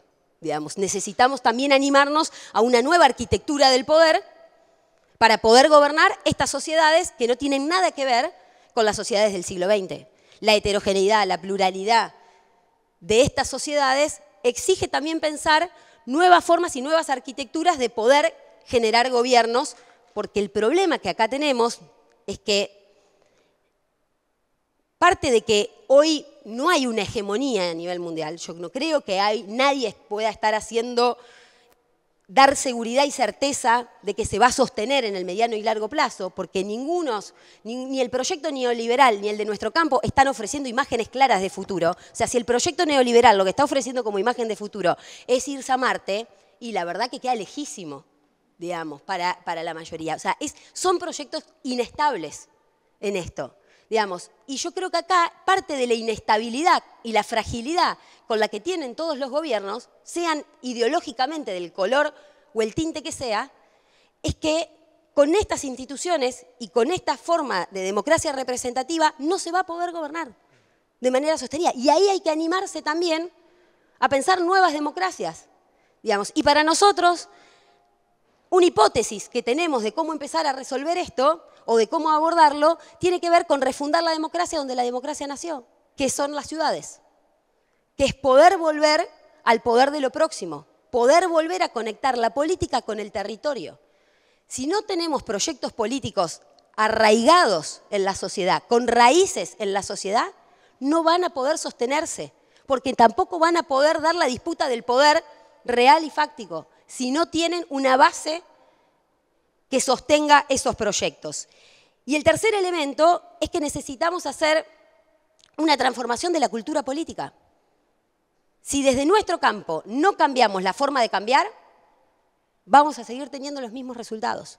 Y hay que hacerse cargo de que la cultura política del campo nacional y popular, peronista, de izquierdas, lo que queramos, tiene muchas falencias, muchas debilidades y muchas cosas de las cuales hay que eliminar. Digamos, que necesitamos poder cambiar la cultura política porque si no, no vamos a poder cambiar nada. Digamos, y la disputa interna insoportable hacia adentro de un poder que cada vez queda más chico es parte de lo que hay que erradicar. Parte de la discusión de la nueva cultura política también tiene que discutir que se necesitan nuevos liderazgos, pero además de nuevos liderazgos se necesitan nuevos tipos de liderazgos. Digamos, y ahí me parece que para los tres elementos, tanto los movimientos sociales como el movimiento feminista, como el movimiento ambientalista, como los movimientos territoriales, tenemos mucho para aportar a la transformación política. Ahora, la política tiene que estar dispuesta a darle voz y participación a esas prácticas. A mí me parece que el caso de Nueva York, imagínense, para un municipalismo como nosotros, que estamos ahí nomás, de ganar Rosario, es un dato absolutamente alentador. ¿Por qué? Porque está resolviendo esta crisis, volviendo a conectar la política con los problemas de la vida cotidiana. Muy sencillo, la comida, el techo, el transporte, tu vida cotidiana. Nosotros vivimos en ciudades, necesitamos poder hablar de eso que le está pasando a la gente y que la política le resuelva eso. Y está buenísimo que pase, que no se tenga que bajar ninguna bandera y que cuando uno habla de estas cosas se pueda conseguir apoyo. Y ahí también hay un dato. En las elecciones locales en Argentina, digo viniendo de Rosario, donde le ganamos a la Libertad Avanza, le ganamos al candidato del gobernador y en muchas ciudades de la provincia, digo, y incluso el caso de la provincia de Buenos Aires, ¿por qué se ganan las elecciones cuando están más vinculados con lo que te pasa con tu día a día? Ahí me parece que hay también un dato positivo que es la legitimidad que van teniendo nuestros procesos cuando tienen conexión con lo que le pasa a la gente, concretamente. Y también cuando se pueden expresar nuevos liderazgos en los cuales nosotros creemos que en términos generacionales el mayor desafío que tenemos es que hay que ganarle a Milei sin convertirnos en Milei. Y a mí me parece que algo interesante que trae también el aporte de la campaña en Nueva York es también poder hacer carne la histórica frase del Che de que tenemos que endurecernos, pero sin perder la ternura jamás. Aquí ya se mencionaron algunos elementos que me parecen interesantes para Argentina, que es un país que percibo como un país en que hay muchas ganas de disputar internamente, de separarse, de pues, crear nuevos grupos en base de la ruptura. Está muy cerca de San José acá, me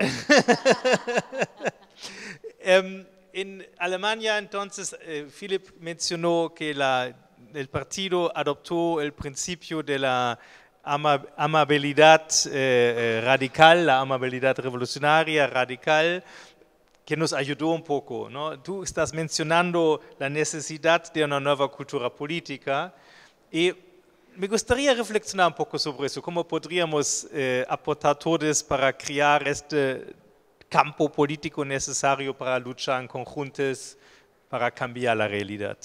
Pero antes que les paso el micrófono para una última ronda, para cerrar, quiero abrirlo para ustedes.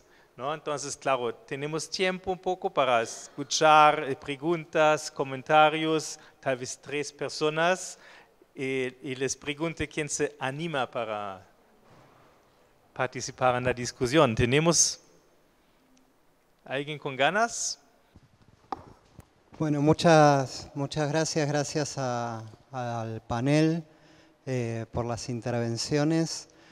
Quería hacerles como una pregunta, sobre todo reflexionando en el título del panel respecto a las características de la derecha en América Latina y Europa, que es un rasgo que a mí me llama la atención, que no fue tan mencionado en el panel, que es la convocatoria recurrente que hace la derecha al fantasma del comunismo, que esa es una característica bastante generalizada y que muchas veces, como el diagnóstico se basa en adjudicarlo como a una especie de error o confusión, pero es demasiado persistente y recurrente como para adjudicarlo solo a eso. En todo caso, pensar si efectivamente es solo recurrir a una vieja receta y a una derecha como desfasada que recurre a ese fantasma, o realmente hay un nuevo programa anticipatorio respecto de un montón de características que sí fueron mencionadas en el panel respecto de la característica del capitalismo en la fase actual, ¿no? De tener que recurrir a mecanismos de expoliación constantes de la clase trabajadora y del pueblo, ¿no? Las finanzas, la deuda, la inflación, la renta a través de los alquileres. O sea, si pareciera como un capitalismo para el cual dar 2 o 3 migajas al pueblo pareciera que lo desequilibra, ¿no? En ese sentido, pensar la pregunta, ¿no? De si esta convocatoria, este fantasma, tiene que ver con una vieja receta o con un programa anticipatorio. ¿Puedes presentar? Ay, perdón, no me presenté. Mi nombre es Ricardo Donaire. Disculpa. ¿Qué tal? Yo soy Flor, acá trabajo en la Fundación. Cuando leía, me la pasé leyendo de arriba, Nuevas Derechas, Viejas Recetas, yo pensaba, bueno, cuando pensamos el nombre pensamos en las viejas recetas de las nuevas derechas, pero ustedes hablaron más bien de las viejas recetas nuestras, o sea, de cuáles son nuestras viejas recetas y cómo repensarlas, ¿no? Y ahí, de verdad, la pregunta es porque estoy bastante perdida, porque primero el escenario que muestra Philip de Die Linke, a mí lo que más me sorprendió de Die Linke es la celeridad, digamos, de pasar de ser un partido donde solo estaban peleados y no conseguían encontrar un rumbo, bueno, ahora en poco menos de 6 meses quintuplicaron, digamos, el caudal electoral. Y ahí, a pesar de que me lo explican, hay algo de la radicalidad que ustedes hablan de decir, bueno, ser radicales en las propuestas nos sirvió, que yo no termino de entender si funciona o no funciona. O sea, ¿lo viejo funciona de la radicalidad política de la izquierda o es otra forma de radicalidad? Eso hay como una pregunta también porque el escenario chileno mostraba que, bueno, ser comunista no garpa, en el sentido de que Jara, para poder ganar más votos, se tenía que descomunar. Bueno, no lo voy a poder mencionar, pero... Entonces, y por otro lado, no decir, sí, eso. Pero por otro lado decimos, bueno, en Nueva York funcionó ser muy sincero en relación a quién soy, qué pienso, qué opino, sobre todo, y no... Entonces, hay algo de la radicalidad como estrategia política que no termino de entender cómo puede... No es que pretendo que ustedes terminen de entender eso, pero hay algo pendular ahí que me termina de quedar como duda en relación a esto, a cuán viejas son nuestras recetas, cuánto tenemos que repensarnos y cuán nuevas son las recetas de la ultraderecha para pensar en esta época de cambios. teoría marxista, viejas recetas, preguntas importantes. ¿Quién? Aquí. Hola, buenas tardes. Soy Luciana de ATAC Argentina. Quería traer un elemento que Claudio lo mencionó como al pasar, me parece que un elemento central. Vos planteaste que las nuevas derechas en América Latina se ponen sobre nuestro fracaso también. Se ponen sobre el fracaso de los gobiernos progresistas, sobre el fracaso de una propuesta que teníamos hace 20 años. Digo, no es casual lo simbólico de que a 20 años del no al ALCA que festejamos hace 2 semanas, anuncia la Casa Blanca el nuevo acuerdo entre Argentina y Estados Unidos y todos callados, ¿no? Todos festejando el no al ALCA 20 años y después te anuncian un acuerdo que es lo peor del planeta. Cuando lo lees decís, bueno, esto ya está listo, cierra la Casa Rosada. Digo, sobre ese fracaso estamos construyendo. En ese sentido pienso, y para vincular con lo que decía Flor, que me despertó su pregunta, me despertó pensar cómo esto se vincula también con cómo los gobiernos progresistas estuvieron vinculados, Bolivia, por ejemplo, Venezuela sin duda, al ciclo de las commodities, y hoy más bien América Latina muestra que dentro del proceso de reestructuración capitalista global tiene su rol como centro de extractivismo y lo único que tiene para ofrecer es economías primario-extractivas. En ese sentido, esa derrota, o era más fácil hacer política progresista cuando teníamos dinero, ¿no? Cuando había dinero, Bolivia tenía dinero por el gas, se acabó, ¿no? Y ahora, ¿qué tenemos para ofrecerle con esto que decía Karen? ¿Qué tenemos para ofrecer? Si el horizonte era el consumo y ya no tenemos para ofrecer eso, ¿cuál problema tenemos, ¿no? Frente a nosotros? Que es, tenemos que aceptar ese fracaso y reconstruir sobre esas cenizas, ¿no? Y en un nuevo momento el capitalismo global. Muchas gracias. Entonces, vamos a aquí una última provocación, pregunta. Me presento, yo soy Cristina Belloni, soy parte de Comuna Socialista acá en Argentina y parte de una corriente humanista socialista que ha buscado justamente nuevas respuestas, nuevas ideas, no solo frente a estas nuevas derechas, pero digamos del 89 en adelante, por decirlo así. Y bueno, vinimos también para conocer un poco más directamente la fundación, porque nuestro humanismo está muy basado en el legado luxemburguista, sobre todo en los aspectos más humanos, ¿no? Que ella ha expresado en su lucha contra las guerras, en cómo buscaba ser una mujer transgresiva en su momento, en fin, en muchos elementos. Pero bueno, más específicamente, respecto de tu misma pregunta, ¿no? Nueva cultura política, nosotros diríamos, nueva cultura tiene que ser política, porque frente a los distintos interrogantes, ¿no?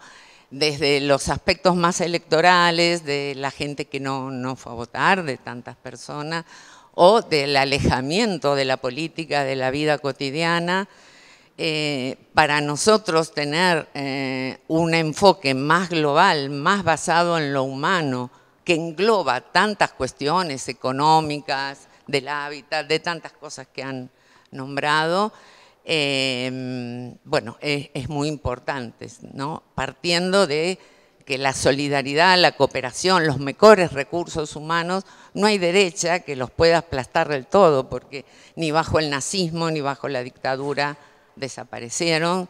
Entonces, pensar en una nueva cultura que busque cotidianamente en los territorios, decía la compañera, en cualquier lugar de trabajo, en cualquier lugar no sé, de la vida cotidiana, ¿no? Poder afirmar juntos valores alternativos a esta extrañeidad que cultiva, y este odio, ¿no? Que cultiva la derecha entre las personas, a esta conciencia de la solidaridad que para nosotros ha retrocedido y necesita, ¿no?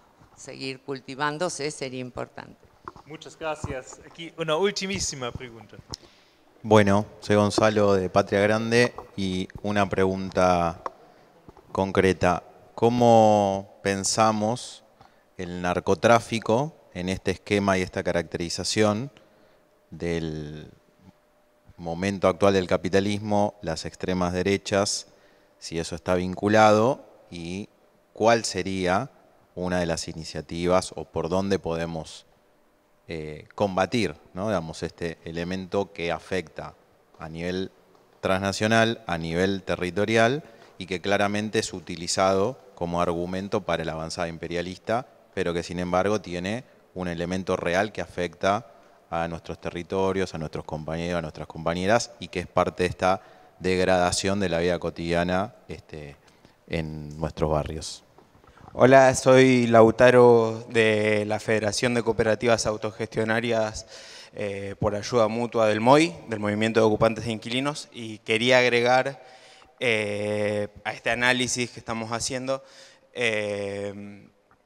cómo le damos forma también y le buscamos un porqué a la falta de... a lo que están hablando de la derechización de la Argentina, que yo creo que es más una consecuencia del neoliberalismo, después de dictaduras, de campañas del desierto, qué es lo que han invisibilizado con eso, qué es lo que ahora estamos buscando como una nueva, ¿cómo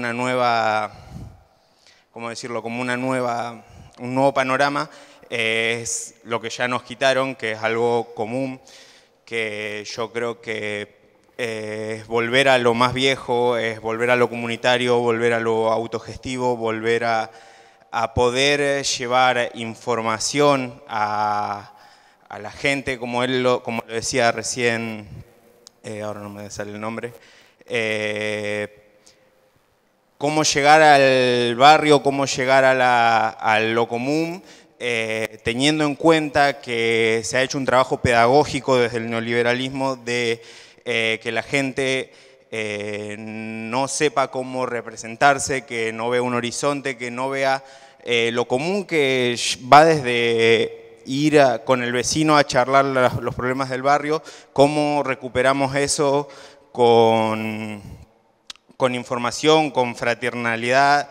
Yo creo que todo tiene que ver con todo. El problema que habla, por ejemplo, el compañero de Patria Grande recién habló del narcotráfico. Yo creo que son herramientas que toma el neoliberalismo para seguir causando separaciones en los barrios, bandas una contra otra, que los pibes se maten en los barrios, que no tengan otro panorama, y yo creo que está en cómo llevamos más herramientas a lo comunitario y cómo podemos dar herramientas fuera de estar desde el tener un cargo político, y cómo generamos más comunidad. Para responder a algunas de las preguntas, vamos a pasar el micrófono a los panelistas, y pues no puedo dar mucho más que 5 minutos a persona para responder a algunos respectos, Claudio. De lo dicho acá podríamos llegar a la conclusión que entre nosotros tenemos que intensificar la amabilidad radical para librar una batalla frontal contra ellos. Y esto de la batalla frontal contra ellos es ir al debate sin ningún tipo de titubeos. Acá estamos todos, hemos hablado todos mucho de Argentina, porque Argentina es un laboratorio. Es un laboratorio de lo que Estados Unidos está tratando de hacer en toda América Latina, y las consecuencias de lo que ocurra aquí serán graves para toda la región. Yo creo que nosotros tenemos que discutir sin ninguna vacilación contra la expectativa de que esto puede funcionar. Que finalmente, si nosotros nos vinculamos con Estados Unidos, en una de esas encontramos alguna salida para poner fin a la crisis eterna del país. Y yo creo que tenemos que ir de frente al debate para decir que esto nos conduce a la regresión completa. Nos conduce porque el modelo más ambicioso de ellos es Perú. Y el Tratado de Libre Comercio ahora que ellos han concertado está escrito en inglés pensando en Guatemala, en Nicaragua o en algún otro país centroamericano. Es llevar al país al extractivismo, a la degradación, a la pérdida de empleo. Y esto hay que decirlo, me parece sin ningún tipo de vacilaciones. Hay que librar una batalla, hay que librar la batalla cultural contra ellos. Hay que demostrar que no son libertarios, porque lo libertario es incompatible con el capitalismo, ser un verdadero libertario. Yo creo que tenemos que discutir esto, incluso con la idea de que la financiarización pueda ser algún camino de estabilidad y de seguridad. La financiarización, con el JP Morgan manejando la economía, lo que conduce es a la regresión completa, a la falta de empleo y a la falta de perspectivas. Entonces, lo primero es, en este momento complicado, el debate y el debate. Lo segundo, aquí aprendiendo de los hechos internacionales, es mirar un poco Ecuador. Si se recupera la movilización, después se ganan las elecciones. Es lo que pasó ahí. La CONADE en la calle, fracasó el plebiscito. Y si nosotros recuperamos la movilización y tenemos en cuenta lo que le pasó a Macri, podemos revertir el escenario y podemos salir triunfantes en otra próxima ronda electoral. Pero para eso hay que recuperar la lucha, la calle, la confianza en nosotros mismos. Y lo último es esto. Las cosas pasan increíblemente rápido. Todo es muy, muy acelerado. Y nosotros, del ejemplo de Nueva York, me parece que quizás podemos aprender que a ellos también los chantajearon, pero ellos no aceptaron el chantaje. A Nueva York también le dijeron, bueno, si ustedes votan a un socialista, Nueva York se hunde. Pero ellos dijeron, no lo aceptamos, votamos al socialista y libramos la batalla. Y eso es lo que tenemos que aprender aquí, decir no y librar la batalla. Y no asustarnos con cualquier fantasma del comunismo que les está resultando, me parece, adverso a ellos. Madmani demostró, entre otras cosas porque la Unión Soviética cayó ya hace mucho tiempo, porque hay una nueva generación, donde la palabra ser socialista, ser comunista, empieza a tener otro significado. Empieza a tener el significado, bueno, ¿qué quiere decir? Que estamos con la igualdad, que no queremos la opresión. Y bueno, ¿por qué va a estar mal eso? Entonces, tenemos que tomar todos los elementos positivos de Argentina, de América Latina, del mundo, para tener nuestras propias banderas, para librar la batalla contra ellos, y si vamos por ese camino, le vamos a ganar. De eso estoy seguro. Gracias, Claudio. Es tiempo de ponerse los aparatos para escuchar la respuesta de Philipp. Und ich frage dich, Philipp, Philipp, te pregunto, ser socialista en Alemania, ¿qué significa hoy?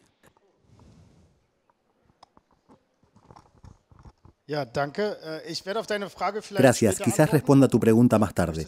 Bueno, vamos a ver si lo logro en mis 5 minutos. Primero quiero responder a las preguntas que surgieron aquí en la sala sobre este debate. ¿Es una estrategia vieja? ¿Es una estrategia nueva? ¿La llamamos comunismo? ¿La llamamos socialismo? Como la llamemos no es tan importante. Lo importante es que sea auténtica, que nos permita ganar y cambiar algo en la vida de las personas.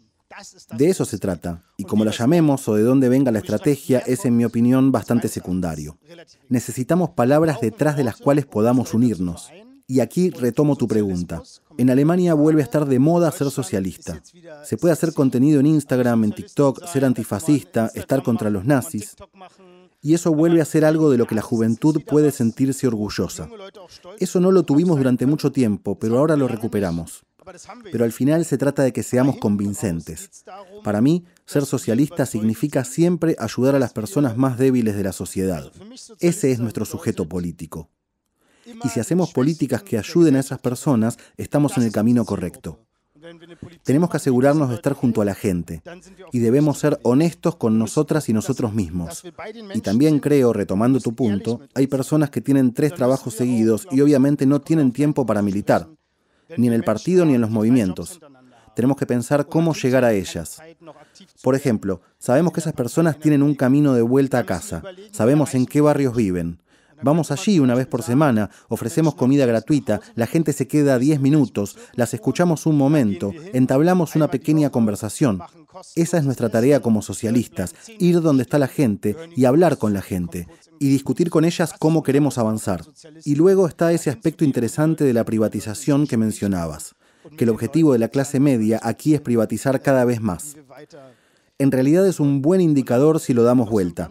Nuestro objetivo debe ser que nadie tenga que privatizar salud, educación u otros aspectos sociales centrales. Lo que significa que esas funciones del Estado tienen que ser tan buenas que todas las personas puedan usarlas por igual y que no tengamos el problema de que quienes tienen dinero pueden permitirse algo que otras no pueden. Por eso debemos luchar. Debemos luchar para que nadie tenga que privatizar esa cobertura básica. ni quiera hacerlo, porque debe tener la misma calidad para todas las personas. Gracias. Danke. Lucy, hablamos de varios aspectos económicos también del narcotráfico. No sé si tienes chance de dar una respuesta. No, eso, Karen. O sea, vamos. Okay. Me está tirando las peores desde la mañana. Se pudre todo acá. No, yo quería contestar algunos puntos. Pensaba en lo que decía el compañero. ¿Cómo se habrá salido eso traducido, no? ¿Cómo salió traducido el chiste? Me pregunto. Estoy perdiendo mis 5 minutos. Lo que quiero decir es que, varias cosas. El fantasma del comunismo, a mí hace tiempo que di vueltas sobre eso y me parece que no es...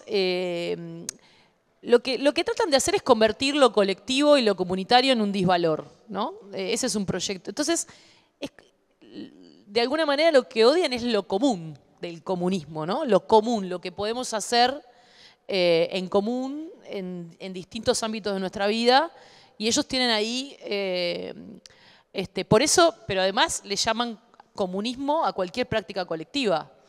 Y no creo que haya que no creo que haya que pensar que están previniendo un comunismo. No, sino entender que ellos están radicalizados en impedir la formación de lo común en cualquier ámbito de la vida.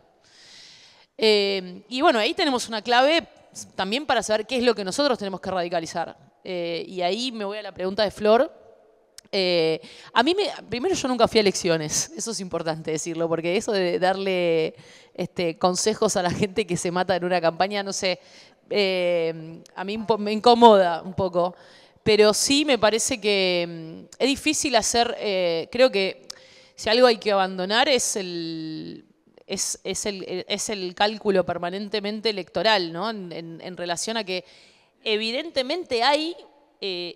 lo que sí podemos coincidir, y creo que todos los diagnósticos coincidieron de distintas maneras, hablaron de fracaso del progresismo, la compañera habló de lo que significa a 20 años del ALCA estar firmando un acuerdo con Estados Unidos, que en todos los lugares las ultraderechas pudieron dar una respuesta reaccionaria a un malestar de políticas a las cuales experiencias más de centro o socialdemócratas o acá lo que conocimos como Alberto Fernández no dieron respuestas. Me parece que ellos sí están disputando una radicalidad, es evidente, y me parece que nosotros, el problema que hay es que se entiende por radicalidad, ¿no? Porque en un momento se puso de moda eso de la radicalidad y parecía que la radicalidad era ponerte un streaming y gritar.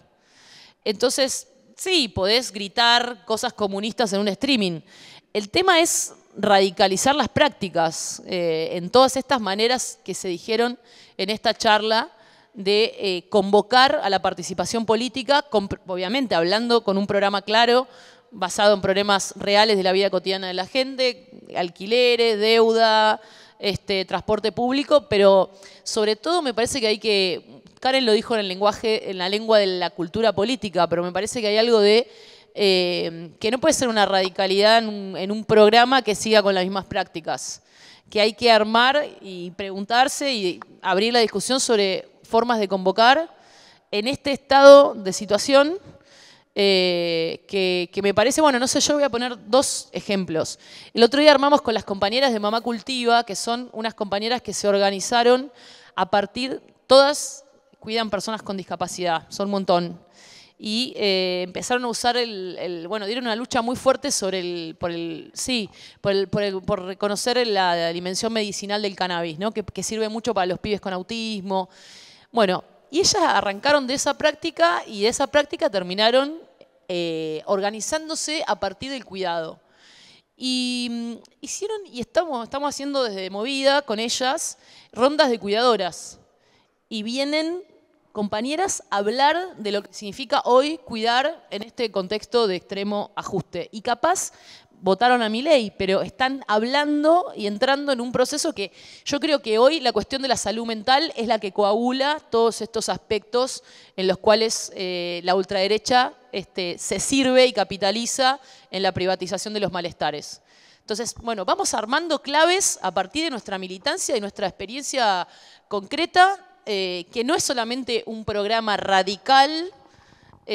Por supuesto, yo no tengo ningún problema en nombrarme de izquierda, comunista, socialista, lo que sea, pero me parece que todavía hay una pregunta por prácticas, por las prácticas, por cuál es una radicalidad en una cultura política y en prácticas, no solamente en un programa. Digo, este Mandami, bueno, también lo decía Philip, este Mandami no solamente tenía un programa al ras de la cotidianidad de la gente, sino que armaron una campaña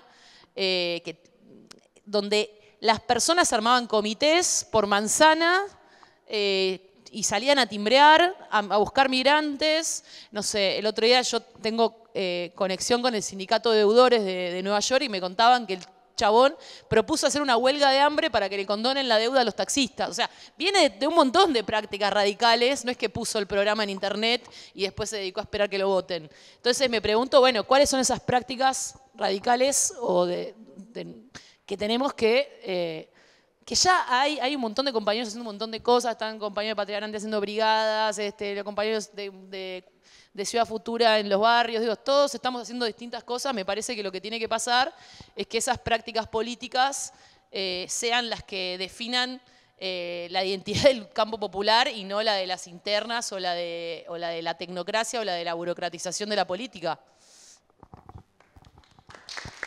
Muchas gracias. Cara, no sé si tú quieres responder a esta pregunta concreta. Bueno, pero me das unos minutitos después para decir alguna otra cosa.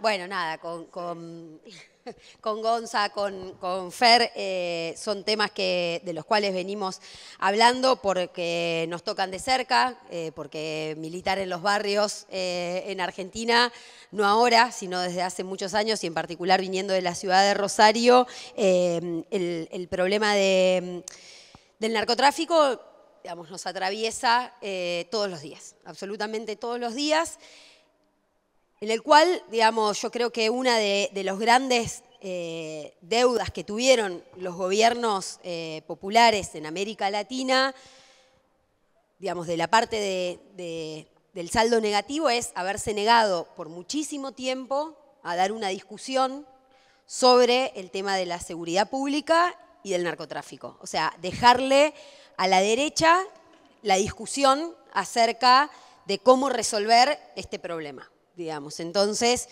bueno, ya vimos lo que pasó en América Latina de cuando la derecha hegemoniza la política y cómo se traduce el combate contra el narcotráfico, que es la guerra contra las drogas, que fracasó en México, que fracasó en Colombia, etcétera, etcétera, etcétera. Para mí eso, a futuro en Argentina, es un problema latente respecto de la subordinación que está teniendo Argentina a los Estados Unidos, y es un problema que particularmente nosotros venimos planteando desde la discusión de la llamada hidrovía, que se llama Río Paraná, y que también tiene, entre todos los aspectos, que ver con una cuestión de seguridad pública nacional. Digamos, de todos los informes de la ONU dicen que desde la pandemia a esta parte, dos datos. Uno, el consumo de cocaína en el mundo creció un 30%, digamos, es un mercado que se sigue expandiendo y que las rutas del tráfico desde Centroamérica hacia Europa y África se modificaron y la principal ruta es el río Paraná o la hidrovía Paraguay-Paraná. Digo,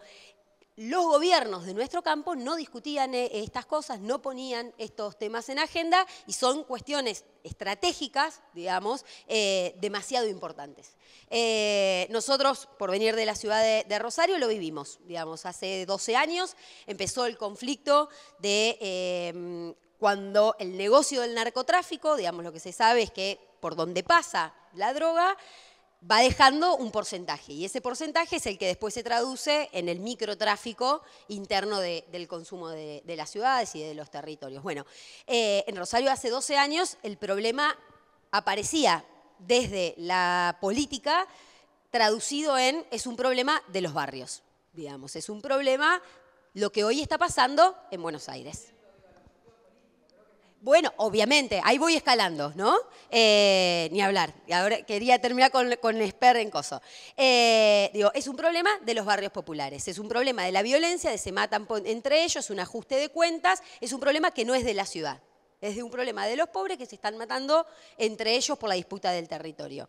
Nosotros que estábamos en los barrios decíamos, esto no es un problema de los barrios, eso es un problema de la ciudad. Digamos, los barrios ponen los muertos, los barrios ponen la sangre de este conflicto. Bueno, cuando el problema estalló en la ciudad de Rosario, Argentina miraba y decía, el problema es Rosario, no es un problema de Argentina, es un problema de la ciudad de Rosario y demás. Los gobiernos afines decían esto y nosotros decíamos, Rosario es hoy el espejo en el que se tiene que mirar la Argentina, porque si no se mira, esto, y ha pasado, Colombia es el ejemplo, digamos, el narcotráfico, el primer lugar por donde, digamos, de alguna manera se enraiza en un territorio nacional, no es en la ciudad capital o en los grandes centros urbanos, sino en las segundas o terceras ciudades, digamos. Y una vez que está ahí, después empieza a tener todo otro control del territorio más. Es un problema que tiene que mirar Argentina. No sucedió y ahora es lo que estamos pasando y hay pueblos de la ciudad de la provincia de Santa Fe que no tienen ni 5.000 habitantes y que están teniendo problemas de disputa del territorio del narcotráfico en la frontera entre Córdoba y Santa Fe, de los cuales nadie habla. Es un problema y en la provincia de Buenos Aires, bueno, para eso está FER y demás. Ahora, eso es una capa. Digamos, ahí lo que el Estado necesita es recuperar la autoridad y la presencia en el territorio. Y la autoridad y la presencia en el territorio no puede ser solamente en su faz represiva.